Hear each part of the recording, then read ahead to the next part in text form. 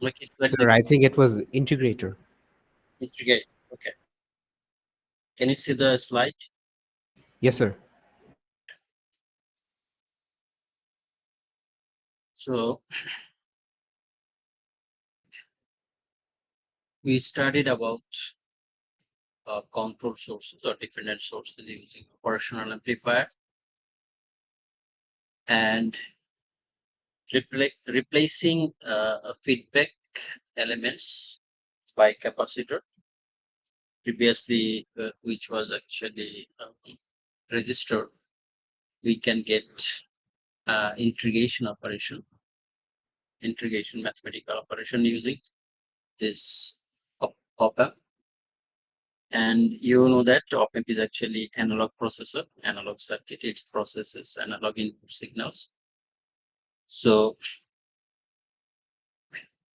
and we already know that charging, discharging phase of the capacitor voltage and currents, and since capacitive charging phase is actually like exponential with respect to time. However, due to this constant current from the source V in through Ri, there is no exponential increase or decreasing of the voltage across capacitor due to the constant current, and it should be like linear rate of change of the voltage across the capacitor. And voltage across the capacitor is actually V out negative sign. So আমরা এই ব্যাপারগুলো জানি এবং আমরা equation derive করে দেখলাম যে এটা আসলে অনেকটা rate of change of output ভোল্টেজের ইকুয়েশনটার দ্বারাই এরকম minus V over R I and C. So R I and C is actually time constant, তোমরা জানো টাইম কনস্ট্যান্ট কিভাবে সেটাও আমরা জানি। আর হচ্ছে E over R and C হচ্ছে কিউ ওভার ভি অ্যান্ড এই ভি আর হচ্ছে V over I and Q কে আমরা রিপ্লেস করতে পারি আই টি দিয়ে। So I and V V cancel হয়ে গেলে আমরা এখানে টি পাই, T in second. So R C হচ্ছে ইন টাইম কনস্ট্যান্ট। সো এখানে এই পার্টটুকুতে ভোল্টস ওভার সেকেন্ড, এখানেও আমরা পাচ্ছি সেটা ওভার সেকেন্ড। তার মানে rate of change of voltage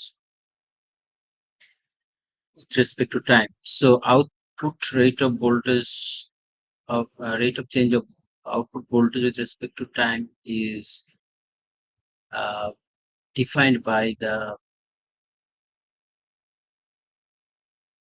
rate of change of input. এখানে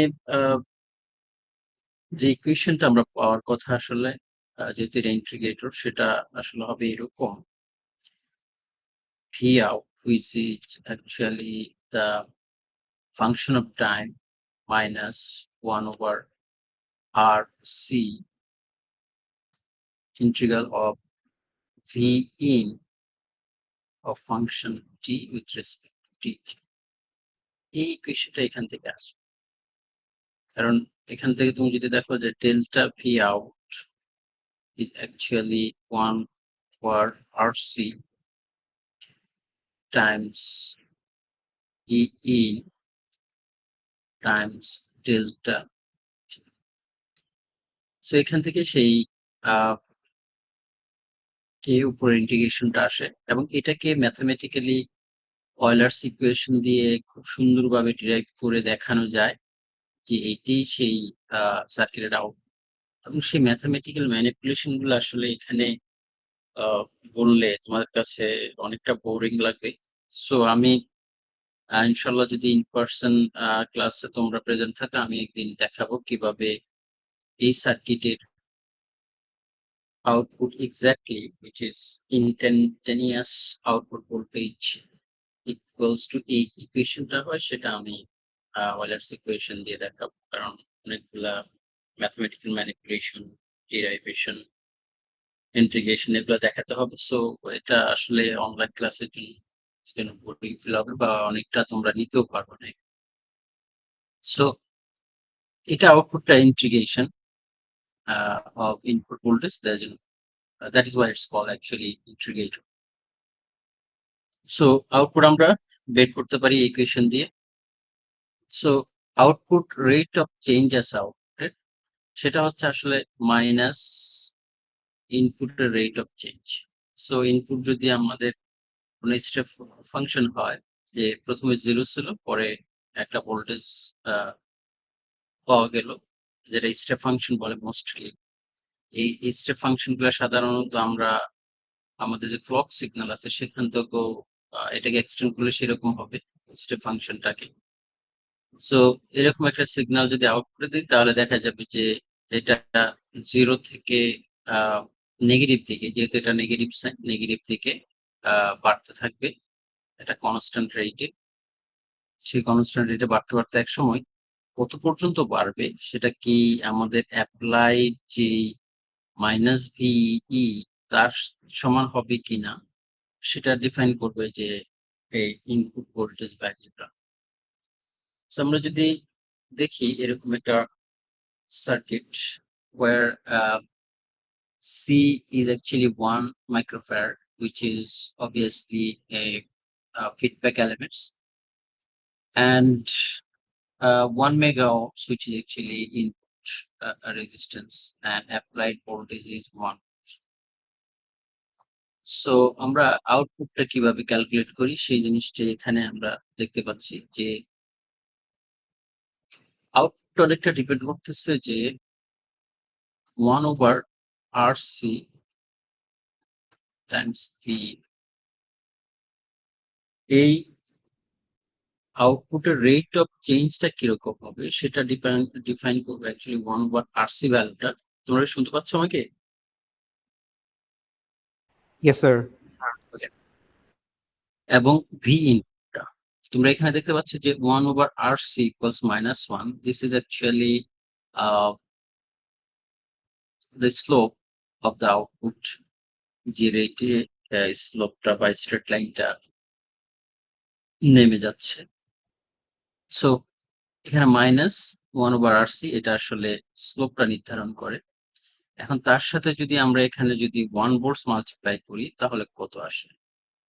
এখন আর যখন 1 mega, that is 1 times 10 to the power 6 ohms times হচ্ছে 1 microfarad. So that is 1 times 10 to the power -6 farad. And this is actually, we can say that 1 second.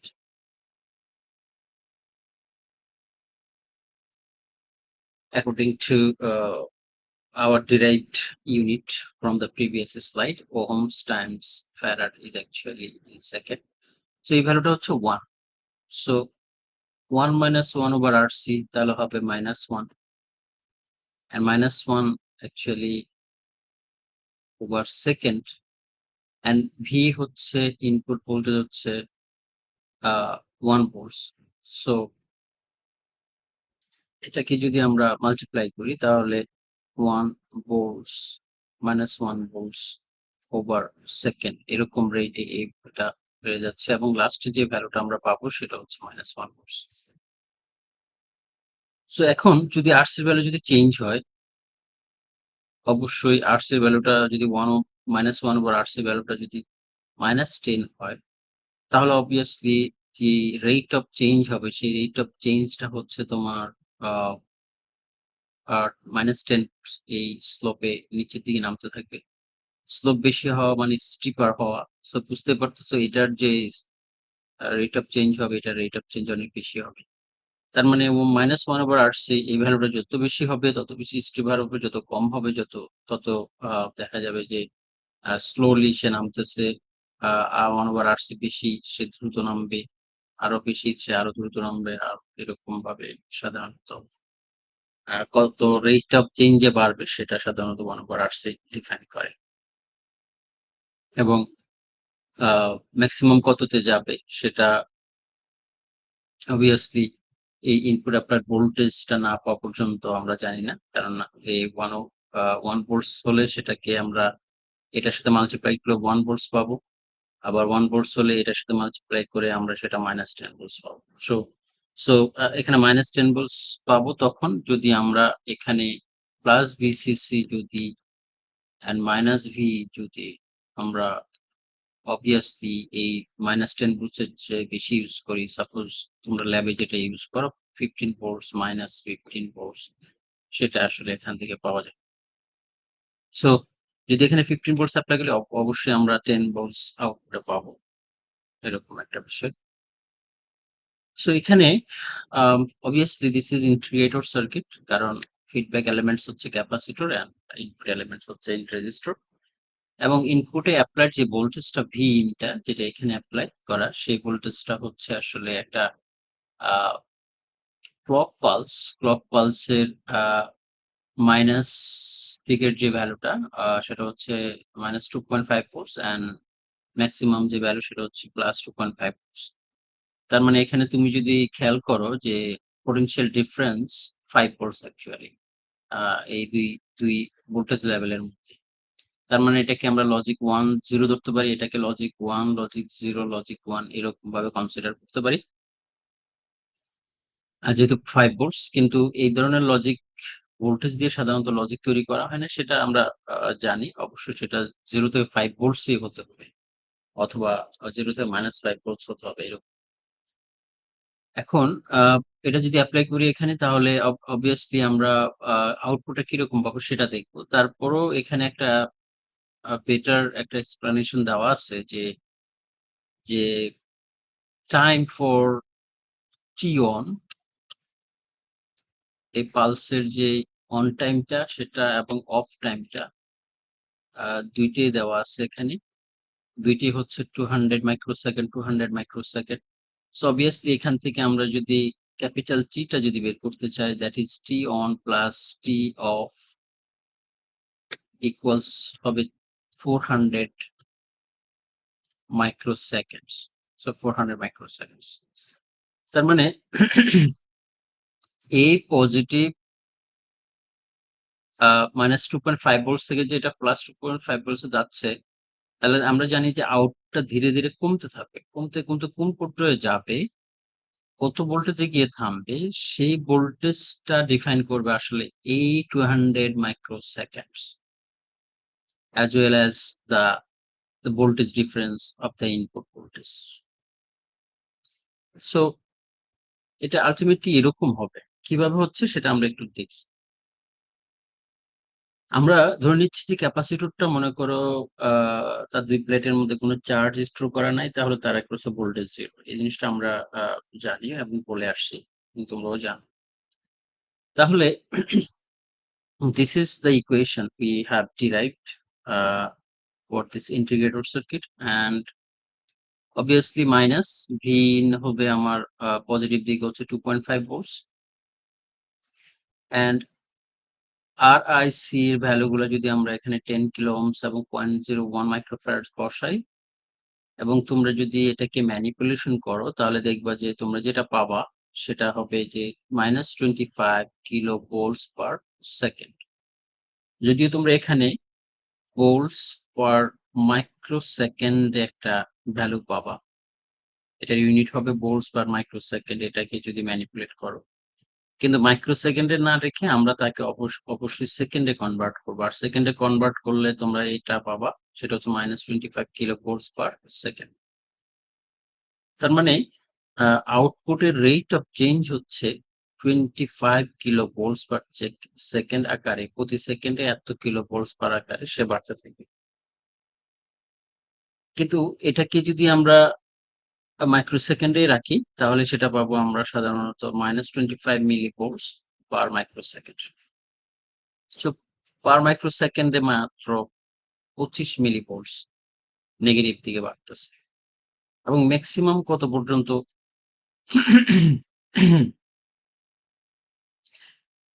যাবে সেটাও আমরা বের করতে পারবো। এখানে দেখো যে যদি নেগেটিভ দিকে নামতে থাকে, ইনপুট যদি হাই থেকে লোর দিকে নামে, তখন যে ব্যাপারটা হবে যে ভোল্টেজটা হবে তোমার পজিটিভ, কারণ এই মাইনাস সাইন আর এই ভোল্টেজের মাইনাস সাইন প্লাস হয়ে যাবে এবং তখন যে রেটে আমরা এটাকে বাড়তে দেখবো আউটপুটটা, তার মানে পজিটিভ ভোল্টেজ যখন ইনপুট হায়ার লো থেকে হাইতে যায়, তখন আউটপুট হাই থেকে লোর দিকে যাচ্ছে। আবার আউটপুট ইনপুট যখন হাই থেকে লোতে যাচ্ছে, তখন আউটপুট লো থেকে হাইয়ের দিকে যাচ্ছে। সেটা হচ্ছে due to this minus sign only. এটা তোমরা অবশ্যই বুঝতেছো। এবং রেট অফ চেঞ্জ একটার জন্য হবে -25 millivolts due to the negative slope, আর এটা ডিপেন্ড করতেছে পজিটিভ স্লোপ। এখন ভি আউটটা কত? ভি আউটটা আমরা দুইটা ক্ষেত্রে পাচ্ছি যে delta V out over delta T হচ্ছে -25 millivolts per microsecond or 25 millivolts per microsecond। and এটাকে যদি আমরা আমাদের ডেল্টা টি দিয়ে যদি মাল্টিপ্লাই করি, দ্যাট মিনস কতক্ষণ পর্যন্ত হাইতে থাকতেছে 200 মাইক্রোসেকেন্ড, কতক্ষণ পর্যন্ত লোতে থাকতেছে 200 মাইক্রোসেকেন্ড। 200 মাইক্রোসেকেন্ড যদি আমরা এই ভ্যালুটাকে এবং এই ভ্যালুটাকে মাল্টিপ্লাই করি, তাহলে 200 মাইক্রোসেকেন্ড দিয়ে এটাকে ভ্যালুটাকে মাল্টিপ্লাই করলে আমরা পাবো -5 ভোল্টস।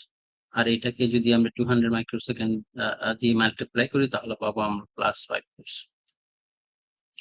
তার মানে নেগেটিভ দিয়ে গেলে -5 ভোল্ট যাবে এবং সেখান থেকে বাড়তে বাড়তে সে যাবে আসলে আরো 5 ভোল্টস উপরের দিকে যাবে। তার মানে -5 ভোল্ট থেকে 5 ভোল্ট যদি বাড়তে পারে, তাহলে সেটা আসলে জিরোতে গিয়ে থামবে। তো জিরো থেকে -5 ভোল্টস এর মধ্যে আসলে এই ভেরিয়েশনটা হবে।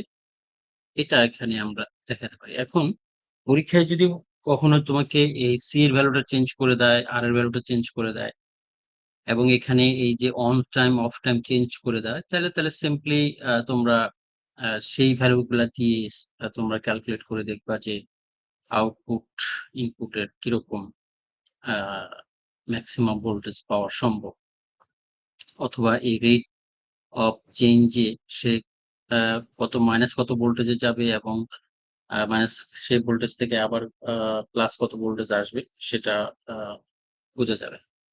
তো আমাদের ইনপুট যদিও অ্যাকচুয়ালি -2.5 ভোল্টস থেকে +2.5, কিন্তু আউটপুট যেটা আমরা পাচ্ছি সেটা আসলে ভ্যারি করতেছে ইন বিটুইন 0 অ্যান্ড -5 এর মধ্যে। সো -5 থেকে 0, -5 থেকে 0। এখন ইন্টিগ্রেটর আমরা জানি যে সেটা এরিয়া নির্ধারণ করে। এরিয়া হচ্ছে যে area under the input curve. তোমরা প্রিভিয়াস একটা ইকুয়েশন আমি দেখাইছিলাম, মনে আছে কিনা জানি না। এই যে ইকুয়েশনটা, যে V out instantaneous value of output voltage is equal to -1 over RC integral of V in। তার মানে এই V in এর আন্ডারে যে কার্ভের আন্ডারে যে এরিয়া আছে, সেই এরিয়াকে আমরা এটা দ্বারা মাল্টিপ্লাই করি, এই কনস্ট্যান্ট ভ্যালু দ্বারা মাল্টিপ্লাই করি। তো এটা সাম করে আসলে এরিয়াটাকে। তবে অবভিয়াসলি আমরা যদি দেখি যে এরিয়াকে আসলে সাম করে কিভাবে, এটা কেন বাড়তেছে, তুমি খেয়াল করো যে যখন এখানে যখন তোমার একটু একটু ক্লিন করে দেখার চেষ্টা করি। এখানে যখন আমরা স্টার্টিংটা শুরু করি, তাহলে এই পর্যায়ে অপারেশনটা শুরু হলে, তাহলে এই পর্যায়ে হচ্ছে আসলে আউটপুট 0, এরিয়া 0, কারণ এর আগের অপারেশনটা আমরা বাদ দিতে যাচ্ছি, তাহলে অপারেশন নাই, তাহলে এরিয়া হচ্ছে 0। এখন ভোল্টেজটা -2.5 থেকে +2.5 এ যাচ্ছে।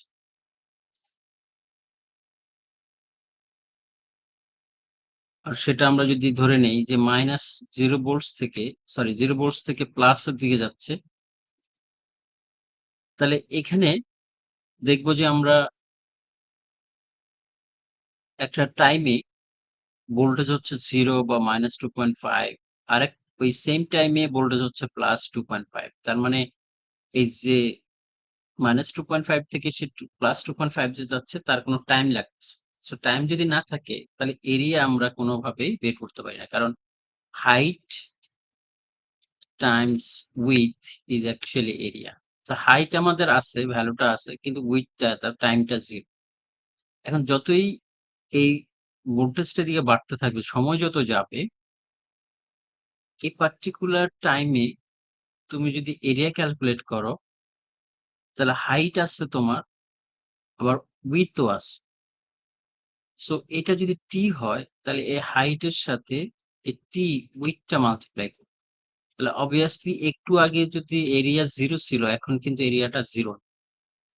তো এরিয়া 0 না, এরিয়া একটা ভালো একটা ভ্যালু আছে, কিন্তু এটা যেহেতু আমাদের ইকুয়েশনের মধ্যে মাইনাস সাইন আছে, সেজন্য এই এরিয়াটা মাইনাস হিসাবে রিপ্রেজেন্ট হবে এখানে। তার মানে এই পর্যায়ে হচ্ছে এই এরিয়াটুকু আমরা পাচ্ছি। আবার যখন টাইমটা বাড়তেছে, আরো বাড়তে থাকলে দেখা যাবে যে এরিয়াটুকু আরো বাড়তেছে। কারণ হাইট কনস্ট্যান্ট থাকতেছে কিন্তু টাইমটা বাড়তেছে, তাহলে এরিয়াটুকু এখন এটা না, এই পুরো অংশটুকু এরিয়া। তার মানে এখানে এসে আমরা যে এরিয়াটুকু পাবো সেই এরিয়াটুকু পাবো এই অংশ। সো এভাবে আমরা দেখি যে ইনপুট কার্ভের মধ্যে যে এরিয়া, সেই এরিয়াটুকু আমরা এভাবে বের করতে থাকি, এবং টোটাল এই পয়েন্ট থেকে এই পয়েন্ট পর্যন্ত একটা সাইকেলের মধ্যে যে এরিয়া, সেই এরিয়াটুকু হচ্ছে আসলে এই এরিয়াটুকু, এই এই এরিয়াটুকু। কারণ এই এরিয়াটুকুই আমরা এখানে ট্রায়াঙ্গুলার ফর্মের দুইটা হাফ সাইকেলের মধ্যে পাই। তো এরিয়াটুকু এখানে আমরা পাই, এবং এই এরিয়াটুকুকে আবার মাল্টিপ্লাই করতেছি আবার 1/RC দিয়ে। সো সেই ম্যানিপুলেশনটা এখানে কনসিডার করলে এটা আসলে ইনপুট কার্ভের আন্ডার যে এরিয়াটুকু আছে সেই এরিয়াটুকুকে এখানে আউটপুটে দেখাচ্ছে।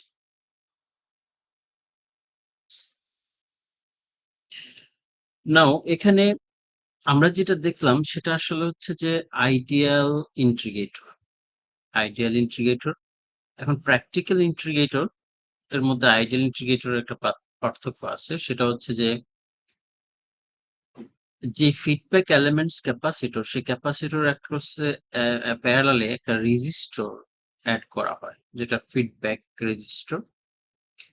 এটা প্র্যাকটিক্যাল ইন্টিগ্রেটরে অ্যাড করা হয়। কেন অ্যাড করা হয়? তোমরা জানো যে ক্যাপাসিটিভ রিঅ্যাক্ট্যান্স যেটা, সেই ক্যাপাসিটিভ রিঅ্যাক্ট্যান্স হচ্ছে আসলে আমরা যদি জেটাকে বা ইমাজিনারি অপারেটরটাকে বাদ দেই, তাহলে 1/ওমেগা। ওমেগা হচ্ছে অ্যাঙ্গুলার ফ্রিকোয়েন্সি। তোমরা শুনতে পাচ্ছ আমার কথা? হ্যালো?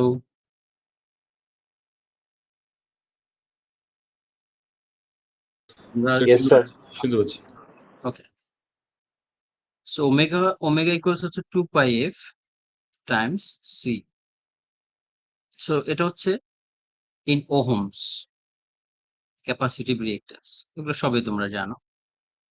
নাও এই ক্যাপাসিটিভ রিঅ্যাক্ট্যান্সটা এই ক্যাপাসিটরের ফুললি ডিপেন্ড করতেছে ইনপুট সিগন্যালের ফ্রিকোয়েন্সি। কোনো পার্টিকুলার সার্কিটের সি কনস্ট্যান্ট, 2π রেডিয়ান, সেটাও কনস্ট্যান্ট।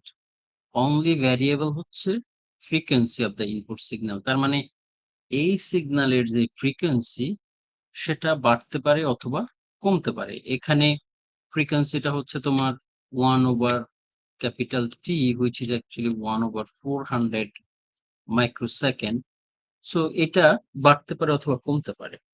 এখন এই বাড়া এবং কমার উপরে আমরা যদি দুইটা এক্সট্রিম পয়েন্ট কনসিডার করি, একটা হলো ডিসি ভোল্টেজ, তার ফ্রিকোয়েন্সি তোমরা জানো 0 হার্টজ হবে। সো 0 হার্টজ যদি হয়, তার জন্য যে রিঅ্যাক্ট্যান্সটা পাওয়া যাবে, 0 বসালে 1/0 is equals infinite Ohm's, open circuit. আরেকটা এক্সট্রিম কন্ডিশন হতে পারে যে ইনপুট সিগন্যালের ফ্রিকোয়েন্সি তোমার ইনফাইনাইট হার্টজ। ইনফাইনাইট হার্টজ যদি হয়, তাহলে যে এক্সি হবে, ক্যাপাসিটিভ রিঅ্যাক্ট্যান্স হবে। এখানে যদি এফ ইকুয়ালস টু ইনফাইনাইট বসাই তাহলে মাল্টিপ্লাই করলে ইনফাইনাইট হয়ে যাবে, 1 ইনফাইনাইট হচ্ছে 0। তোমরা দেখা যাচ্ছে ক্যাপাসিটরের রিঅ্যাক্ট্যান্স আমরা যদি জিরো ফ্রিকোয়েন্সি থেকে বাড়াতে বাড়াতে যদি ইনফাইনাইটে যায়, রেজিস্ট্যান্স ইনফাইনাইট থেকে বাড়তে বাড়তে জিরোতে চলে আসে। এখন এটা ইনফাইনাইট রেজিস্ট্যান্স বলতে ইনফাইনাইট রেজিস্ট্যান্স আসলে না। এটা মনে করো তোমার Bluetooth frequency which is 2.4 to 2.4835 megahertz, অথবা তোমার ওয়াইফাই এর frequency which is actually megahertz না গিগাহার্টজ, 5 গিগাহার্টজ। সো ব্লুটুথের তো তোমার 5 গিগাহার্টজে এবং ওয়াইফাই ও 5 গিগাহার্টজে, এবং লাইডার সাধারণত ইউজ করা হয় তোমার প্রায় 8 গিগাহার্টজ বা তোমার 9-10 গিগাহার্টজের এদিকটায়। সো এত বেশি সংখ্যক গিগাহার্ট তোমরা বুঝতে পারছো 10 টু দ্য পাওয়ার 9। সো এত বেশি ফ্রিকোয়েন্সি, এবং ভিজিবল লাইটের ফ্রিকোয়েন্সি তোমরা জানো সেটা হচ্ছে 10 টু দ্য পাওয়ার 12 হার্টজ, তার মানে টেরাহার্টজ। সো বেশি ফ্রিকোয়েন্সি হলেই সেটা দেখা যাবে যে ক্যাপাসিটরটা অলমোস্ট জিরো হয়। আচ্ছা, ক্যাপাসিটরের যদি এক্সি যেটা ওহম, যেটা একাডেমিক ইকুইভ্যালেন্ট অফ রেজিস্ট্যান্স, সেটা যদি হয় তোমার জিরোর কাছাকাছি, জিরো ohms, তাহলে আমরা এই সার্কিটের ক্ষেত্রে আমরা জানি যে গেইন ইনভার্টিং, এটা ইনভার্টিং অপারেশন অ্যাম্পলিফায়ার, গেইন হচ্ছে আর এফ, যেটা হচ্ছে যে সি এর capacitance divided by R I. এখন কোনো কারণে যদি আর সিটা যদি জিরো হয়ে যায়, কারণ হাই ফ্রিকোয়েন্সির ইনপুট যদি অ্যাপ্লাই করি, তাহলে আর সিটা 0 ohms, নিচে একটা ভ্যালু মনে করো 10 kilo, 1 kilo, what ever it is তুমি অ্যাপ্লাই করতেছো, আলটিমেটলি তুমি জিরো পাচ্ছ। তো এই জিরোকে যদি তুমি এখন ইনপুট ভোল্টেজ দিয়ে মাল্টিপ্লাই করো, তুমি আসলে জিরো পাবা, যেটা আসলে জিরো পাওয়ার কথা ছিল না। তার মানে হাই ফ্রিকোয়েন্সিতে এই আউটপুটটা জিরো হয়ে যাচ্ছে, যেটা জিরো থাকার কথা না, জিরো হওয়ার কথা না। এই জন্য কি করা হয় যে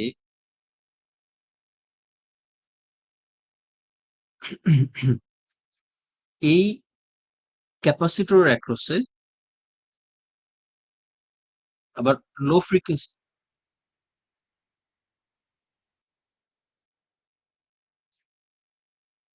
কার জন্য মাইক্রোফোন ওপেন, ওকে।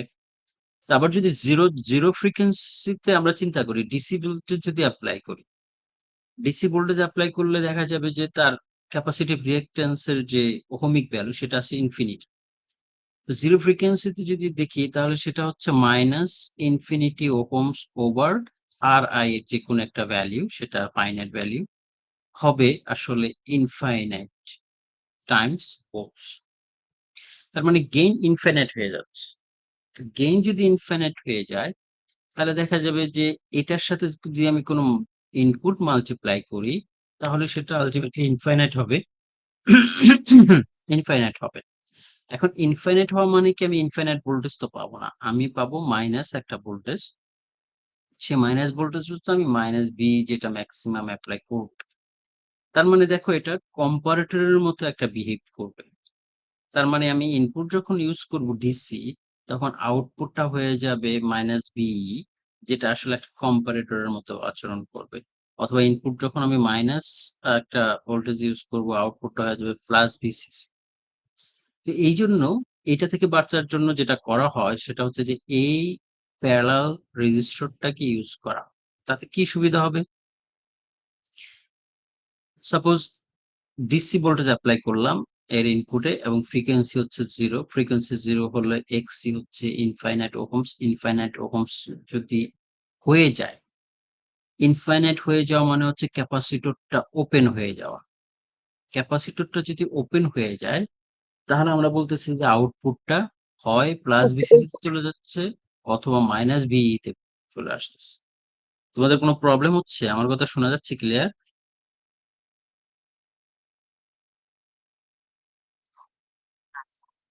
ওকে। সো এটা ওপেন হয়ে যাচ্ছে। তো এখানে এটা ওপেন যদি হয়ে যায়, মনে করো এটা ওপেন হয়ে গেল। ওপেন হয়ে গেলে আউটপুট হয় প্লাস বিসিসি না মাইনাস বিই পাওয়া যায়। এখন আমরা কি করতেছি? আমরা এখানে একটা প্যারালাল রেজিস্টর কানেকশন দিচ্ছি যে যদি ইনপুট ডিসিও হয়, ফ্রিকোয়েন্সি যদি তার 0 হয় এবং এই ক্যাপাসিটর যদি ওপেনও হয়ে যায় due to the infinite ohmic value, তখন এই আরএফ টা আসলে এখানে অ্যাক্টিভেট হয়ে যাবে। এটা ওপেন হয়ে গেলে তখন অ্যাক্টিভেট হবে আরএফ। তার মানে গেইন ইকুয়েশনটা এখানে আমরা দেখতে পাচ্ছি যে ohmic value of C which is এখানে আমরা আরসি ইকুইভ্যালেন্ট হিসাবে লিখলাম। প্লাস তার সাথে প্যারালালে আসবে একটা আরএফ ডিভাইডেড বাই আরআই। তাহলে উপরে ২ টা রেজিস্টরের প্যারালাল কম্বিনেশন। সো যখন এটা ওপেন হয়ে যাচ্ছে, তখন এই রেজিস্টরটা অ্যাক্টিভ হয়ে যাচ্ছে। তখন আমার গেইনটা হয়ে যাবে আসলে আরএফ ওভার আরআই। এবং এইটা আমি চাচ্ছি না কখনোই সে প্লাস ভিসিসি অ্যাটেন্ড করুক অথবা মাইনাস ভি তে অ্যাটেন্ড। তাহলে আমি চাইবো যে এটার আ যে গেইনটা বেশি হবে, কিন্তু obviously গেইনটা ভিসিসি তে এবং মাইনাস ভি তে যাবে না। তার মানে গেইন বেশি হবে সেটা করার জন্য আমাকে আরএফ এর ভ্যালুটা অনেক বেশি করতে হবে। সো এখানে অনেক বেশি মানের একটা রেজিস্টর এখানে ইউজ করা হয়, যাতে এই ইন্টিগ্রেটর সার্কিটটা ইনপুটে যদি কোনো কারণে ডিসি চলে আসে, তাতে ক্যাপাসিটরটা যাতে ওপেন হয়ে এটা আউটপুট হয় প্লাস ভিসিসি না হয় মাইনাস ভিই তে যাতে নিয়ে না নেয়, তার জন্য ইমিডিয়েটলি আরএফ টা অ্যাক্টিভেট হয়ে যায়। কারণ কারেন্ট এখান থেকে আসলে এদিকেই যাবে, এদিকে কারেন্ট যাবে না। তো তার এক সম্পূর্ণটা অংশ যাওয়ার কথা ক্যাপাসিটরের মধ্যে দিয়ে। তো ক্যাপাসিটর যতক্ষণ পর্যন্ত ওপেন না ততক্ষণ পর্যন্ত এদিকেই যাবে। কিন্তু যখন ওপেন হয়ে যাবে তখন অবশ্যই কারেন্টটা যাবে আরএফ এর মধ্যে দিয়ে। তার মানে এইটা এই সার্কিটটাকে আমাদের কম্পারেটর হতে দিবে না, গেইন ইনফিনিটি হতে দিবে না। সো এইজন্য এটা একে বলা হয় প্র্যাকটিক্যাল ইন্টিগ্রেটর এবং সাধারণত এটা ইউজ করা হয়। Another one is actually differentiator. So তোমরা জানো যে ডিফারেন্সিয়াল এবং ইন্টিগ্রাল এবং ডিফারেন্সিয়াল এর মধ্যে বা ইন্টিগ্রেশন এন্ড ডিফারেন্সিয়েশন এর মধ্যে পার্থক্য লাইক হচ্ছে যে ডুয়ালিটি তারা মেনটেন করে।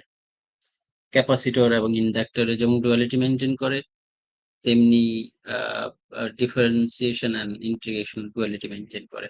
সো ডুয়ালিটি যদি মেনটেন করে, একটা আরেকটার অপোজিট যদি হয়, তাহলে অবশ্যই এখন আগে যেখানে ফিডব্যাকটাকে ক্যাপাসিটি দিয়ে রিপ্লেস করছি, সে এখন আমরা যেটা করব সেটা হচ্ছে যে ইনপুট রেজিস্ট্যান্সটাকে ক্যাপাসিটর দিয়ে রিপ্লেস করব এবং ফিডব্যাক রেজিস্ট্যান্সটা ঠিক থাকবে। এবং এখানে আমরা জানি যে এই রেজিস্টরের মধ্যে একটা কনস্ট্যান্ট আইআর যাবে। কনস্ট্যান্ট আইআর যদি যেতে হয় তাহলে এই ক্যাপাসিটরের মধ্যে দিয়ে কনস্ট্যান্ট একটা কারেন্ট ফ্লো হতে হবে। কনস্ট্যান্ট কারেন্ট যদি ফ্লো হতে হয় তাহলে আমাদেরকে অবশ্যই এখানে আ কি বলে যে একটা র‍্যাম্প ইউজ করব, সেটা একটু পরে আসতেছি। কিন্তু এখানে আউটপুটটা কি হবে? আউটপুট দেখো যে আমরা বলছিলাম সেটা এই আরএফ এর অ্যাক্রসে, কারণ এই পয়েন্ট থেকে এই পয়েন্টে এই গ্রাউন্ডটা এখানে রিফ্লেক্ট হয়। সো এই পয়েন্ট আউটপুট পয়েন্ট থেকে এই গ্রাউন্ডের যে ভোল্টেজটা, এই আউটপুট পয়েন্ট থেকে এই ইনভার্টিং ইনপুট টার্মিনাল ভোল্টেজটা same, which is actually voltage across RF. এবং আরএফ এর এই ভোল্টেজটা সাধারণত মাইনাস হয়, কারণ আউটপুটের পজিটিভ টার্মিনালের সাথে এই ভোল্টেজটার আসলে নেগেটিভ পয়েন্টটা কানেক্টেড। সো অবভিয়াসলি এটা হবে মাইনাস, অ্যান্ড সেই ভোল্টেজটা ড্রপ হচ্ছে আরএফ এর অ্যাক্রসে। সো আরএফ টাইমস হচ্ছে তার মধ্যে দিয়ে যে কারেন্টটা যাচ্ছে আরআই। কিন্তু এই আরআই এই আই ইন এর সমান, কারণ এদিকে কোনো কারেন্ট যাচ্ছে না। তো সমান হলে আমরা এখানে আই ইন যেটা সেটা দিয়ে এই আরআই কে রিপ্লেস করতে পারি, এবং আই ইন হচ্ছে আসলে ক্যাপাসিটরের কারেন্ট আইসি। সো এখানে হচ্ছে সে আইসিটা। সো এভাবে আমরা দেখতে পাচ্ছি যে আউটপুট হবে মাইনাস আইসি টাইমস আর। এখন আমরা প্রিভিয়াস ইয়ে থেকে ম্যানিপুলেশন থেকে জানি যে ক্যাপাসিটরের যে ভোল্টেজ, সেই ভোল্টেজটা হচ্ছে যে তার মধ্যে যে current divided by capacitance value times T. তার মানে এখানে যদি আমরা এরকম একটা ভোল্টেজ অ্যাপ্লাই করি যে সরি, এটা ইনপুট ভোল্টেজ এবং ইনপুট ভোল্টেজ একটা র্যাম্প। র্যাম্প মানে হচ্ছে তার স্লোপটা হচ্ছে কনস্ট্যান্ট। এই কনস্ট্যান্ট স্লোপ এর একটা voltage with respect to time. So slope যদি কনস্ট্যান্ট হয় তাহলে এই ক্যাপাসিটরের মধ্যে দিয়ে একটা কারেন্ট ফ্লো করবে, সেই কারেন্টটা কনস্ট্যান্ট হবে। সেই কনস্ট্যান্ট কারেন্টটাই আর এফ এর মধ্যে দিয়ে ফ্লো হবে। সো এটার যে ক্যাপাসিটরের যে ভোল্টেজ, সে ভোল্টেজটা হবে আমরা জানি প্রিভিয়াস স্লাইড থেকে যে আইসি ওভার সি টাইমস টি। এবং এই ইকুয়েশন থেকে আমরা যদি আইসির জন্য রিঅ্যারেঞ্জ করি তাহলে আমরা পাচ্ছি ভিসি ওভার টি। এখন ভিসি ওভার টি হচ্ছে আসলে এখানে ভিসিটা হচ্ছে আসলে ইনপুট ভোল্টেজটাই।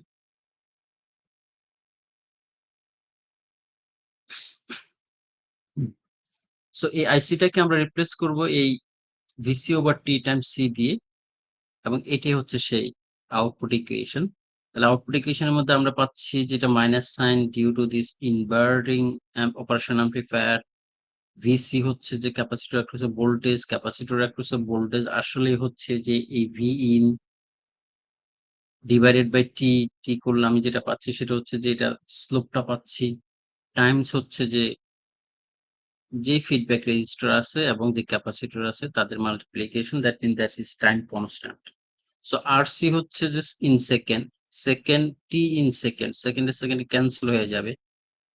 তার মানে আমরা এখানে আউটপুট ভোল্টেজ যেটা পাবো সেটা হচ্ছে মাইনাস, এবং এখানে ইউনিট থাকবে ভিসির যে ভোল্ট, সে ভোল্টস, তার ভোল্টসে পাবো। এটা সেকেন্ড সেকেন্ড ক্যান্সেল হয়ে যাবে। সো এখন এখান থেকে যদি আমরা দেখি যে আসলে যদি স্লোপটা কনস্ট্যান্ট হয়, তার মানে এটা যদি কনস্ট্যান্ট হয়, এইটাও কনস্ট্যান্ট, তাহলে আলটিমেটলি আমরা একটা কনস্ট্যান্ট ভ্যালু পাবো।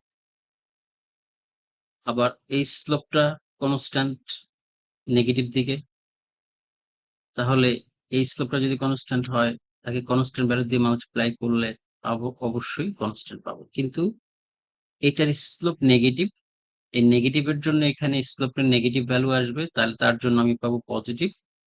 আর এটার স্লোপ হচ্ছে পজিটিভ, এই পজিটিভ স্লোপকে যদি মাইনাস দিয়ে মাল্টিপ্লাই করি তাহলে আমি মাইনাস ভ্যালু পাবো। সেটা এখানে রিপ্রেজেন্ট করতেছে যে কনস্ট্যান্ট স্লোপের জন্য আমি একটা কনস্ট্যান্ট ভ্যালু পাচ্ছি যেটা নেগেটিভ এই মাইনাসের জন্য, আর এই নেগেটিভ স্লোপের জন্য আমি কনস্ট্যান্ট একটা ভ্যালু পাচ্ছি, সেটা হচ্ছে আসলে যেহেতু মাইনাস হচ্ছে নেগেটিভ হচ্ছে slope, so negative negative positive হয়ে যাচ্ছে, তো পজিটিভ দিকে একটা কনস্ট্যান্ট ভ্যালু পাচ্ছি। এটাকে যদি আমরা এই ইকুয়েশন দিয়ে যদি একটু দেখি তাহলে তোমরা দেখতে পাবো যে এই সার্কিটের জন্য RF টা হচ্ছে 2.2 কিলো ওহমস এন্ড সি টা হচ্ছে 0.001 মাইক্রো ফ্যারাড। এটাকে তোমরা ম্যানিপুলেশন করবা, করে দেখলে তোমরা যেটা পাবা সেটা হচ্ছে 2.2 মাইক্রো সেকেন্ড আরসি ভ্যালু। এখন আমাদের ইনপুটটা কি? ইনপুট একটা র্যাম্প যখন -5 ভোল্টস থেকে 5 ভোল্টসে যায়, যার স্লোপ হচ্ছে পজিটিভ এখানে। আবার যখন +5 ভোল্টস থেকে যখন -5 ভোল্টস আসে তখন তার স্লোপ হচ্ছে নেগেটিভ। এবং এই টাইমটা তোমরা দেখতে পাচ্ছ যে এই -5 ভোল্টস থেকে +5 ভোল্টস এ যাওয়ার জন্য যে টাইম সেটা হচ্ছে 5 মাইক্রোসেকেন্ড। আবার +5 ভোল্টস থেকে যে -5 ভোল্টস আসতেছে তার জন্য দরকার হচ্ছে 5 মাইক্রোসেকেন্ডস। তার মানে এ সিগন্যালের যে টি সেটা হচ্ছে 10 মাইক্রোসেকেন্ড। তাহলে ফ্রিকোয়েন্সি হবে কত? 1/t। সেভাবে আমরা ফ্রিকোয়েন্সিটা পেতে পারি। এখন এটা র্যাম্প -5 ভোল্টস থেকে +5 ভোল্টস, আবার +5 ভোল্টস থেকে -5 ভোল্টস। সো ভিসি ওভার টি টা কিরকম? এর একটা হচ্ছে যে ভোল্টেজটা, সে ভোল্টেজটা কিরকম? যে এই র্যাম্পটা কোন একটা পার্টিকুলার ভোল্টেজ ভ্যালু থেকে একটা পার্টিকুলার ভোল্টেজ ভ্যালুতে রিচ করে।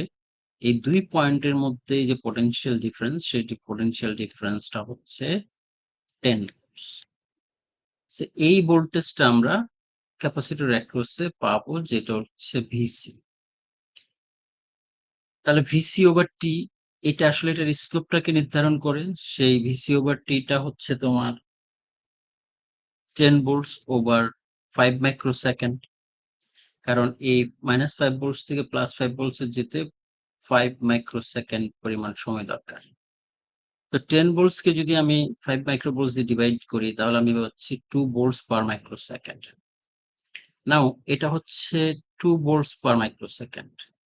এটা হচ্ছে 2.2 মাইক্রোসেকেন্ড। তাহলে obviously মাইনাস তো থাকবেই। আমি পাচ্ছি -4.4 ভোল্টস। তার মানে এটা কনস্ট্যান্ট কখন? এখান থেকে আউটপুটটা কনস্ট্যান্ট এই পর্যন্ত, এবং এটা যেহেতু নেগেটিভ ভ্যালু আছে, তাহলে এটা নেগেটিভ দিকে কনস্ট্যান্ট না, এটা আসলে হবে পজিটিভ দিকে কনস্ট্যান্ট। সরি, পজিটিভ দিকে কনস্ট্যান্ট না, নেগেটিভ দিকে কনস্ট্যান্ট হবে। আবার যেহেতু এই 5 ভোল্টস থেকে সে কমতে কমতে -5 ভোল্টস এ আসতেছে, এখনো তার ভোল্টেজ কিন্তু 10 ভোল্টস ডিফারেন্স। 10 ভোল্টস ডিফারেন্স হলে 10 ভোল্টস -10 ভোল্টস ডিভাইডেড বাই হবে তোমার 5 মাইক্রোসেকেন্ডস। তখন যে ভ্যালুটা পাওয়া যাবে সেটা হবে -2 volts per microsecond. So minus and minus cancel হয়ে প্লাস হবে 2 ভোল্টস পার মাইক্রোসেকেন্ড টাইমস 2.2 মাইক্রোসেকেন্ড, এটা মিলে হবে প্লাস 4.4। তার মানে আমরা দেখতে পাচ্ছি যে যখন এটা পজিটিভ স্লোপ, তখন আউটপুটটা পাচ্ছি আমি -4.4। যখন এটার নেগেটিভ স্লোপ, তখন আমি আউটপুট পাচ্ছি 4.4। তাহলে একটা ট্রায়াঙ্গুলার ওয়েভফর্ম থেকে আমরা একটা রেক্টাঙ্গুলার ওয়েভফর্ম পাবো। সেটা এখানে দেখানো হয়েছে যে এই কনস্ট্যান্ট পজিটিভ স্লোপের জন্য আমি নেগেটিভ পাচ্ছি একটা ভ্যালু, আবার কনস্ট্যান্ট নেগেটিভ স্লোপের জন্য আমি একটা কনস্ট্যান্ট আউটপুট পাচ্ছি পজিটিভ। সো সিম্পলি এটা ট্রায়াঙ্গুলার ওয়েভফর্ম থেকে এটা রেক্টাঙ্গুলার ওয়েভফর্ম কনভার্ট করা হচ্ছে।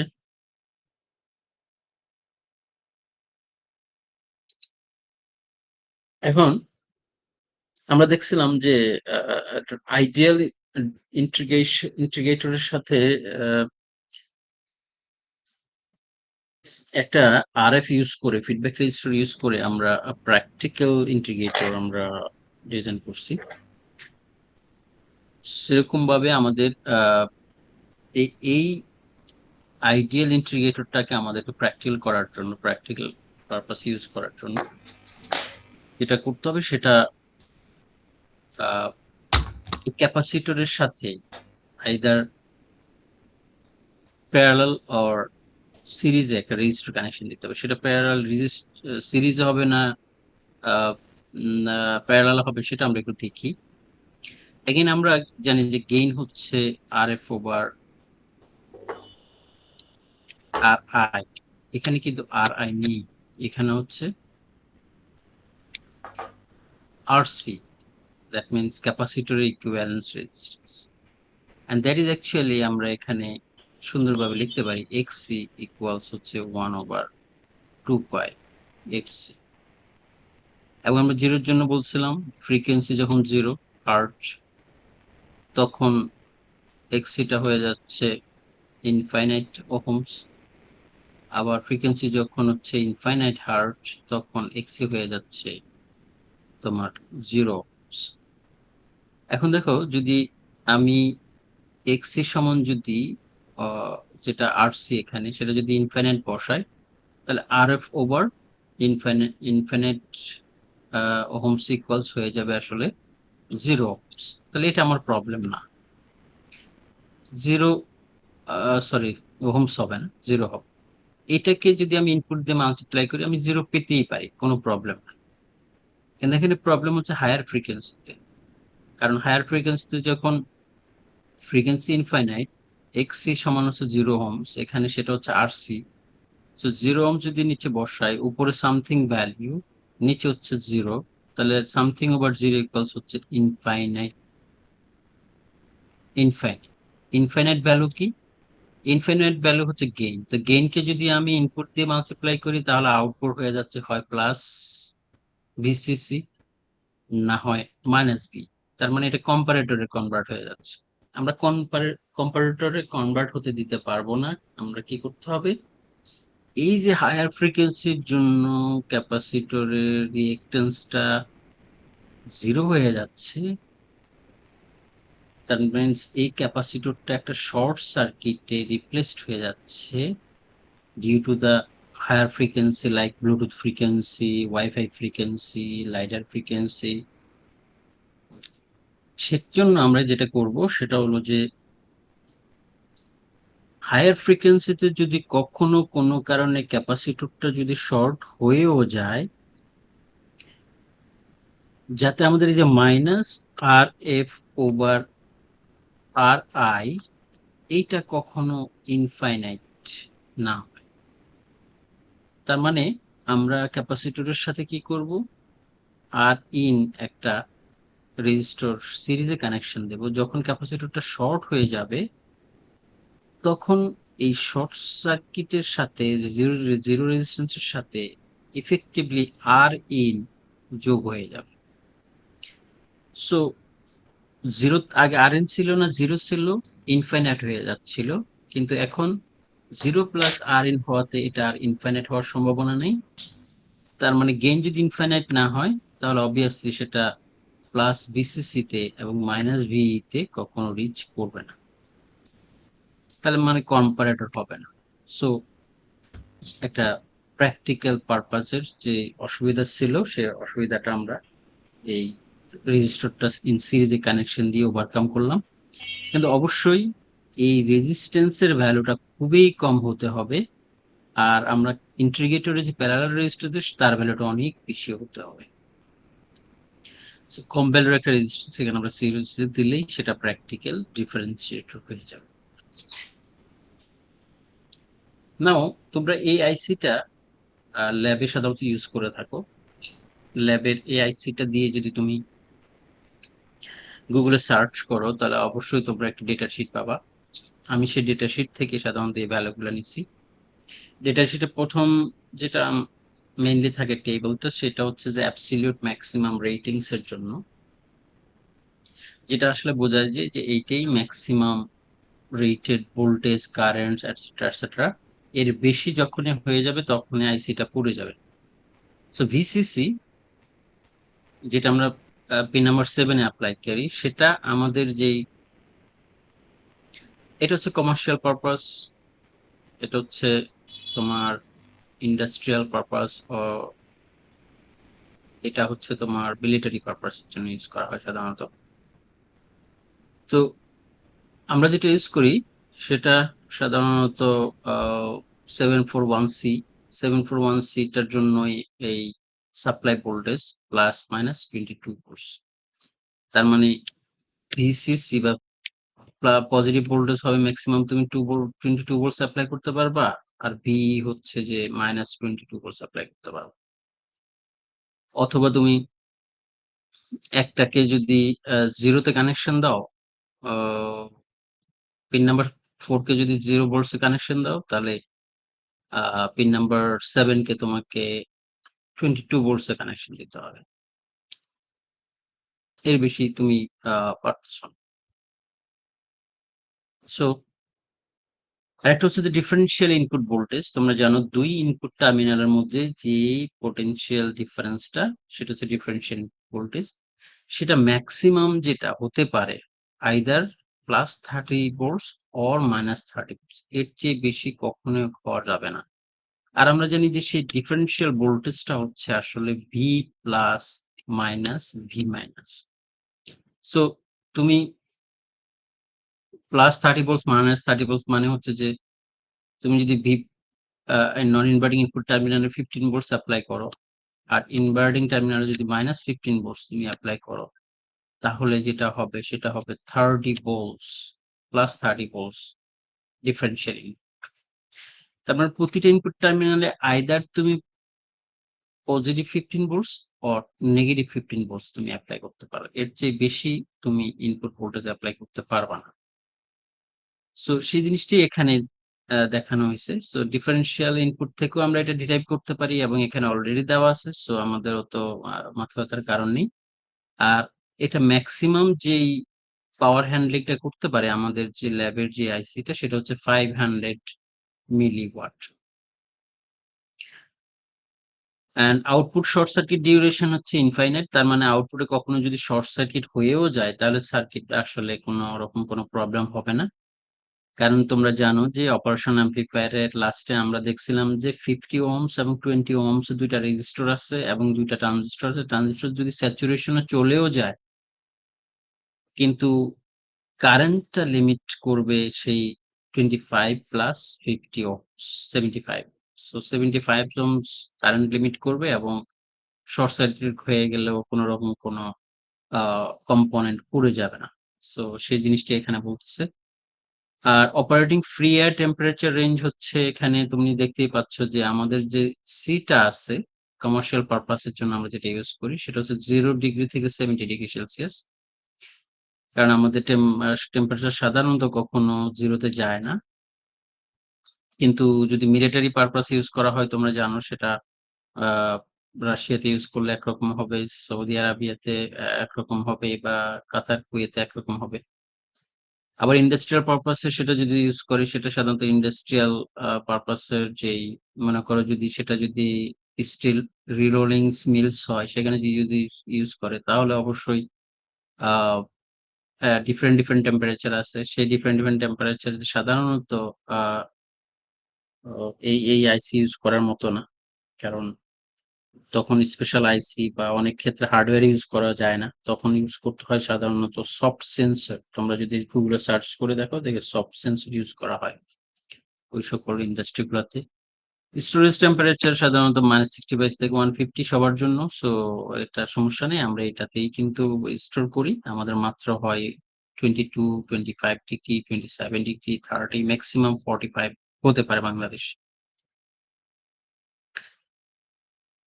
সো আমরা বলছিলাম যে যদি Q1 Q2 যদি যে আইডেন্টিক্যাল হয়, আরসি এবং আরসি যদি সেম হয়, আরই যদি সেম হয়, তখন কমন মোড অপারেশনে সাধারণত আমরা আউটপুট ভোল্টেজ পাই, কারণ Q1 Q2 আইডেন্টিক্যাল। সো আমরা এখানে দেখতে পাচ্ছি যে প্লাস ভিসিসি আমরা ম্যাক্সিমাম 22 ভোল্টস অ্যাপ্লাই করতে পারি, minus B -22 volts maximum apply করতে পারি, এটসেট্রা। এবং এই জিনিসগুলো আসলে তোমরা জানো, তো এতে যাচ্ছি না। এখন যদি আইডেন্টিক্যাল না হয়, আমরা বলছিলাম যদি এই দুইটা Q1 Q2 যদি আইডেন্টিক্যাল না হয়, তাহলে অবশ্যই বেটা 1 আর বেটা 2 সেম হবে না। বেটা 1 বেটা 2 সেম না হলে দেখা যাবে যে এই IC1 এবং IC2 সেম হবে না। IC1 IC2 সেম না হলে দেখা যাবে যে BC1 এবং BC2 সেম হবে না। সো একটা থেকে একটা যদি বিয়োগ করে ডিফারেনশিয়াল ভ্যালু বের করি, তাহলে দেখা যাবে যে এইটা আর 0 হচ্ছে না, এটা হয়তো প্লাস মাইনাস দিকে একটা ভ্যালু থেকে যাচ্ছে। এটাকে আমরা বলতেছিলাম যে অফসেট ভোল্টেজ। আর এই অফসেট ভোল্টেজের জন্য যে অফসেট কারেন্ট পাওয়া যাবে আউটপুটে, সেটা হচ্ছে আউটপুট অফসেট কারেন্ট। এটা যেটার জন্য পাওয়া যাচ্ছে সেটা হচ্ছে ইনপুট অফসেট অফসেট কারেন্ট, আবার ইনপুট বায়াসিং কারেন্ট এটা। সো এখানে দেখো যে ইনপুট অফসেট ভোল্টেজ আছে, ইনপুট অফসেট কারেন্ট আছে, ইনপুট বায়াসিং কারেন্ট আছে। সো এই জিনিসগুলো এখানে আমরা দেখতে পাচ্ছি টিপিক্যালি হচ্ছে আইসির জন্য 1 মিলিভোল্টস। এটা হচ্ছে অনেক বেশি এই অফসেট ভোল্টেজটা সাধারণত। সো কোর্স কেজে সেটা 5 মিলিভোল্টস এবং 6 মিলিভোল্টস পর্যন্ত হতে পারে। সো এটা একটু মাথায় রাখতে হবে, কারণ অফসেট ভ্যালু আসতেছে। ইনপুট অফসেট কারেন্ট যেটা হতে পারে সেটা হচ্ছে 30 ন্যানো অ্যাম্পস, 70 ন্যানো অ্যাম্পস এর মতো, অনেক বেশি। এবং ইনপুট বায়াস কারেন্টটা হচ্ছে 100 ন্যানো অ্যাম্পস এবং 200 nano amps. So sophisticated system তৈরি করতে গেলে দেখা যাবে যে এটা দিয়ে সম্ভব হবে না। সফিস্টিকেটেড সিস্টেম বলতে আমরা বোঝাচ্ছি যে মনে করো যে ওয়াইফাই সিগন্যাল ক্যাপচার করা অথবা তোমার রিডার, লাইডার, সোনার এই সকল সিগন্যাল ডিটেকশনের যে সকল সার্কিট আছে সেগুলো। তোমরা আমার সাথে কি আসো নাকি ডিসকানেক্টেড হয়ে গেছো? আমি তো কারো কোনো সাদা শব্দ পাচ্ছি না। আসি sir. Yes, sir. Okay, thank you. এবার লাস্ট হচ্ছে যে লার্জ সিগন্যাল ভোল্টেজ গেইন।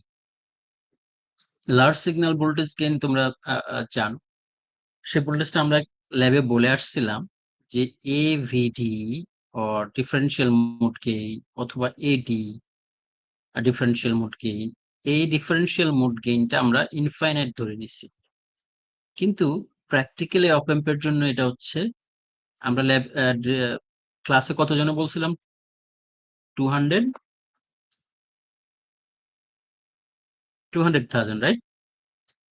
এখন কিন্তু এখানে দেওয়া আছে সেটা 200 volts per millivolts. This is actually typical value. Minimum value হচ্ছে 50 বা 25 volts per millivolts, সেটা হচ্ছে একটা রুম টেম্পারেচারের জন্য, আরেকটা যখন রুম টেম্পারেচার চেয়ে বেশি কম হবে। সো ম্যাক্সিমামটা হচ্ছে টিপিক্যাল ভ্যালু হচ্ছে 200 volts per millivolts. So 200 volts per millivolts আমরা জানি এর কোনো ইউনিট হয় না। এখানে আসলে জাস্ট ছোট করার জন্য আসলে এই ডেটাটাকে এই ভোল্টস পার মিলিভোল্টস ইউজ করা হয়েছে। এখন আমরা যদি নিচের মিলিভোল্টসটাকে যদি মিলিভোল্টস মানে হচ্ছে 10⁻³ ভোল্টসে কনভার্ট করি, তাহলে এই ভোল্টস ক্যান্সেল হয়ে যাবে, আর 200 হবে নিচে 10⁻³ উপরে গেলে 10⁻+3 হয়ে যাবে, তার মানে এটা হচ্ছে 200,000। এটা দিয়ে আমরা অনেক ক্যালকুলেশন করছি, তারপরে কুইজে ছিল, তারপরে ভ্যালুগুলা সেটা আসলে ডেটা শিট থেকে নেওয়া। So offset voltage, input offset ভোল্টেজের জন্য কি পরিমাণ আউটপুট অফসেট ভোল্টেজ পাওয়া যাবে সেটারই এইটা ইকুয়েশন। সো আমরা ইনপুট অফসেট ভোল্টেজ জানি যে টিপিক্যালি 1 মিলিভোল্টস, কিন্তু ওর্স কেস সিনারিও হচ্ছে 6 মিলিভোল্টস, সেটা আমরা এখান থেকে পাচ্ছি যে ওর্স্ট কেস সিনারিও হচ্ছে যে 6 মিলিভোল্টস, আর এই 6 মিলিভোল্টস হচ্ছে যখন অ্যাম্বিয়েন্ট টেম্পারেচারটা 825 ডিগ্রি সেলসিয়াসের বেশি অথবা কম হবে। কিন্তু 25 ডিগ্রি সেলসিয়াসে যদি আমরা ধরি তাহলে ম্যাক্সিমাম যে ইনপুট অফসেট বলবো সেটা হচ্ছে 5 মিলিভোল্টস। সো সো 5 মিলিভোল্টস যদি এখানে বসাই, আর এফ এবং আর1 এর ভ্যালু যদি জানা থাকে বা দেওয়া থাকে, তাহলে আমরা ইজিলি ক্যালকুলেট করতে পারি যে অফসেট ভোল্টেজটা কত হবে।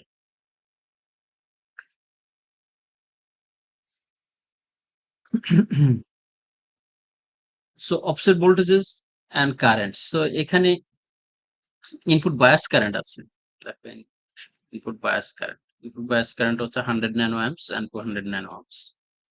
সো সেই ইনপুট বায়াস কারেন্ট আসলে হচ্ছে যে এই রেজিস্টারের মধ্যে দিয়ে যাবে, এই রেজিস্টারের মধ্যে দিয়ে ফ্লো করবে, তাহলে এই বায়াস কারেন্টটা রেজিস্টারের মধ্যে দিয়ে গেলে একটা ভোল্টেজ ডেভেলপ হবে, এই কারেন্টটা এই রেজিস্টারের মধ্যে দিয়ে গেলে একটা ভোল্টেজ ডেভেলপ হবে। আমরা বলছিলাম যে আসলে এই দুই টার্মিনালের মধ্যে কোনো কারেন্ট ফ্লো নাই আইডিয়ালি, কিন্তু যেহেতু প্র্যাকটিক্যাল সার্কিট নিয়ে আমরা কথা বলতেছি অবশ্যই কিছু কারেন্ট থাকে, সেটাই হচ্ছে আসলে ইনপুট বায়াস কারেন্ট।